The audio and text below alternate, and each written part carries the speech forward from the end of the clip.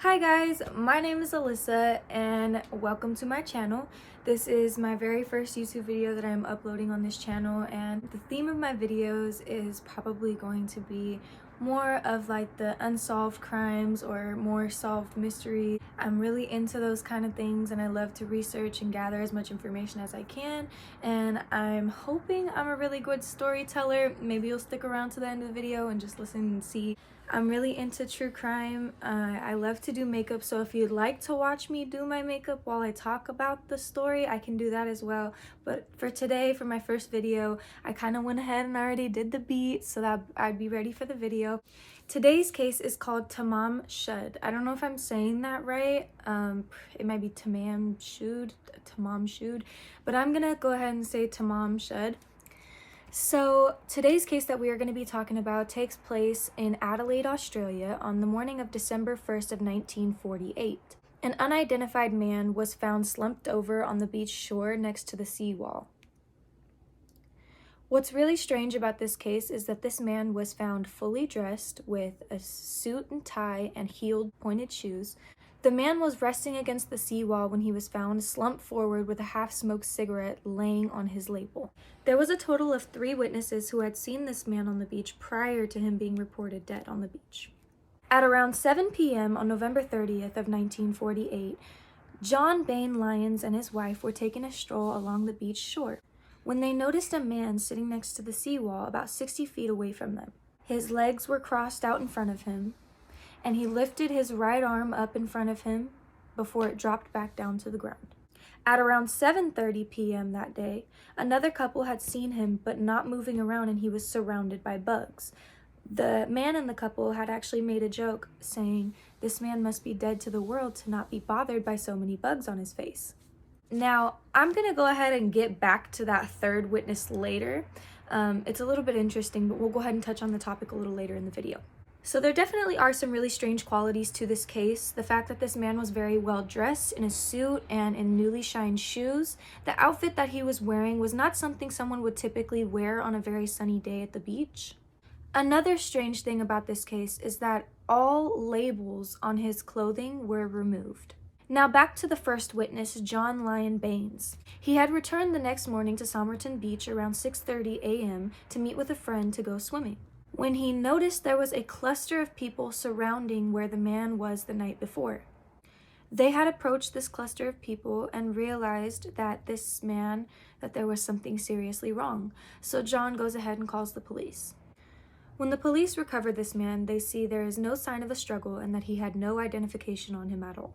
1 month later, after this body was recovered, there was a suitcase found at the Adelaide Railroad Station that was linked to this man. It had all of his belongings. All of the clothes in the suitcase, the labels were torn off as well. Also, 1 month after his death, they would find the most significant yet confusing piece of evidence yet. There was a secret pocket in this man's trousers, and in the pocket they recovered a torn piece out of a book that read Tamam Shud. Eventually, the authorities reached out to see if anyone could translate or know what this phrase means. Public libraries assisted in this case and translated the phrase to meaning ended or finished. The police ended up running a nationwide search for the book to see if anyone had the book where the page had been torn from. Eventually, a man came forward claiming that he had left his car unlocked and returned to finding the book in his back seat just 2 weeks before the body was discovered. In the back of the book, there was a strange code scrawled in pencil, and there was also a phone number that linked to a nurse at a nearby hospital.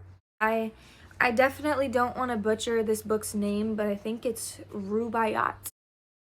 The nurse was contacted, and she had advised the police that she had lent a copy of this book to an army officer named Alfred Boxall. Now, I don't know if it is said whether or not they were able to contact this Alfred Boxall, but many assume that the investigation was not furthered due to a suicide theme that was found in this book that was lent to the officer. The theme of the book was about having no regrets when life is ending. Both the first man and the nurse deny having any connection to the dead man that was found on the beach. I don't want to say dead man throughout the whole video, so I'm going to call him John for John Doe. So John Doe, that was found at the beach, he was buried in a marked grave, and the grave reads, "Here lies the unknown man that was found on Somerton Beach December 1st of 1948. 65 years later, and no one still has any idea how this happened, how he ended up there, or what happened that led to this event. So now this is where I want to get back into that third witness that I was just talking about. This one, I have my own opinions about this, but I'll save that for the end of the video. So this third witness, it kind of gives me a little bit uneasy, unsure vibes of how authentic this witness's testimony is, but I'll give my opinions about that later.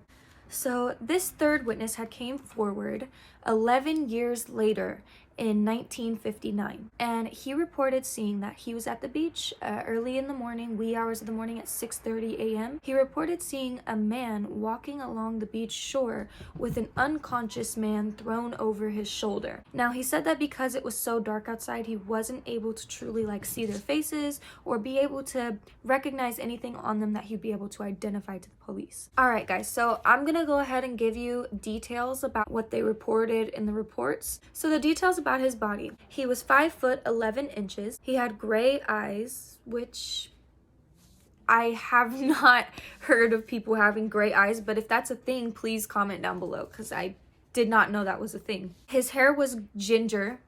His hair was like a moussey ginger, and it started graying around his sideburns and mustache. The reports indicated that he was around 40 to 50 years old at the time of his death. Something that also kind of stuck out to me as strange was that this man was missing 18 of his teeth, but the autopsy report ruled that it was due to a genetic defect. His hands and feet were completely clean and free of any calluses or bruising, which indicated to them that he also was not a manual labor worker. Also in the autopsy report, they estimated the time of his death being around 2 a.m. due to the rigor mortis already setting in when they found him by 6:30 the next morning. If you guys don't know what rigor mortis is, don't feel bad, because I had to educate myself on this stuff along the way. Rigor mortis is basically when someone dies, and no matter what position their body's in, so if I die like this, my body is gonna kind of shrink up or stay solid in this position no matter how you move me, you know what I mean? You know what I mean. Not only that, the autopsy report showed that he died due to heart failure. It was later revealed by Thomas Cleland, the coroner. He suggested that there were 2 poisons that could have been used that would have been decomposed by the time of the autopsy. These 2 drugs are called digitalis and strophanthin. Now, the reasons why the coroner might have suggested that there was a poisoning involved. These are just some of the things that were noted in the autopsy, but were not linked due to the cause of death. His leg muscles were high up and extremely hard. His feet were oddly pointed, suggesting he might have done ballet of some kind or would have been in some kind of program or something that required him to wear pointy shoes. His pupils were indicated to be very, very smaller than normal. His spleen was 3 times the normal size of a regular spleen, and it was very hard and firm. They say that his liver was distended and congested with blood. His stomach also contained blood and remains of a pasty. The lab test did reveal no signs of poison, but then again, it also could be because the drugs had decomposed out of his body before the time of the autopsy. Now, this is something I also want to get into. These are the items that were found on him at the beach. There was an unused train ticket from Adelaide to Henley Beach, which is a total of 21 minutes. An unused train ticket. He did not board this train, but his stuff was found. His suitcase and everything was found at the railroad station. Then there was a bus ticket found from Adelaide to Glenegg, which is 22 minutes apart from each other.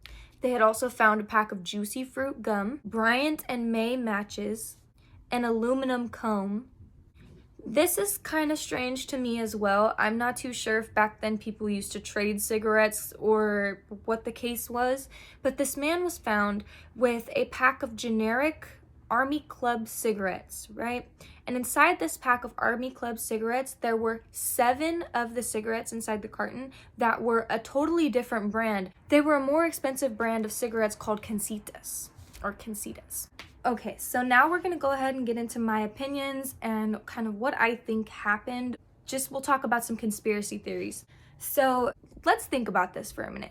There was a man, well-dressed, suit and tie, pointed shiny shoes. He was very well cut, kept. He had clean hands, no calluses.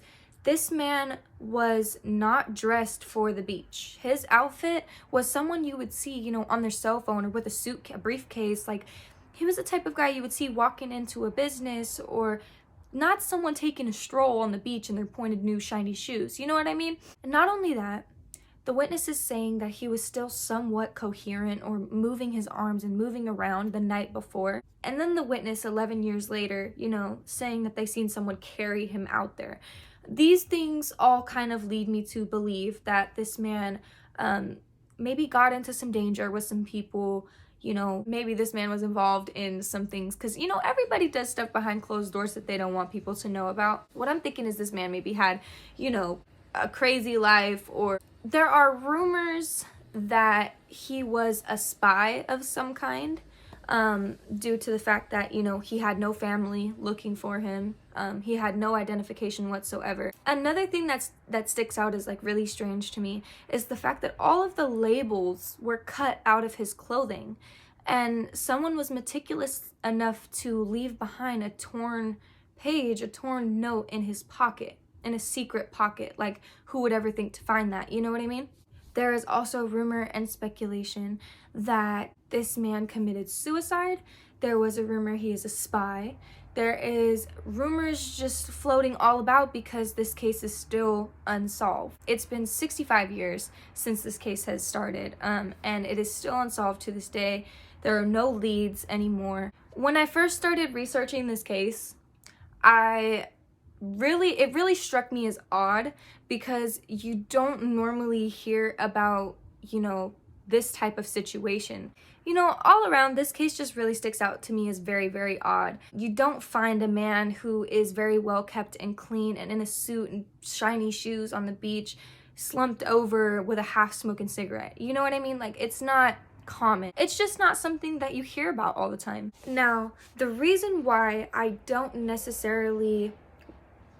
not too sure about this witness is because why wait so long to report something of that importance? You know what I mean?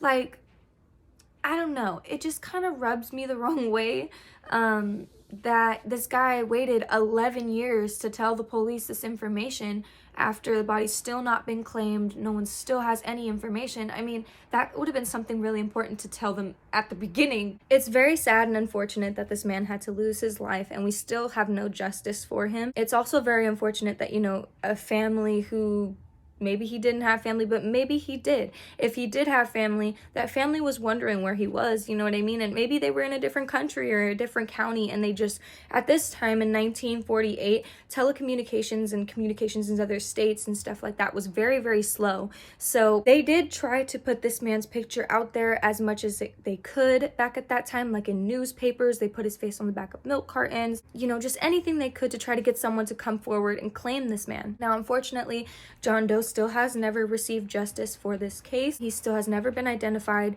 and it's just one of those things that you're kind of like puzzled and wondering, how did we get to this point? So to kind of wrap up this video, I just want to say that, you know, if you show this picture to your grandparents, maybe show this picture to your great aunties, uncles, you know, whoever would have been alive and around in 1948 in Adelaide, Australia, or even if they know somebody, show these pictures, share these things. Maybe we could possibly get justice for him, even though it's been 65 years. You never know. The internet is such a powerful place. And that is going to conclude my very first YouTube video. Thank you guys so much for listening in. I really appreciate your time, and I hope you enjoyed this story. Unfortunately, it's not a good one to tell, but that will be many of my videos to come. If you want to hear more, or if you want to see me maybe do my makeup while I talk about mysteries and murders, or if you want to see me, you know, do other things, comment suggestions and ideas down below in the comment section, and I'll listen and I'll go ahead and pay attention to all of those. I do appreciate any type of criticism, support, comments, likes, subscribes. I appreciate all of that, you guys. Thank you so much, and I will see you next time in my next video. Bye!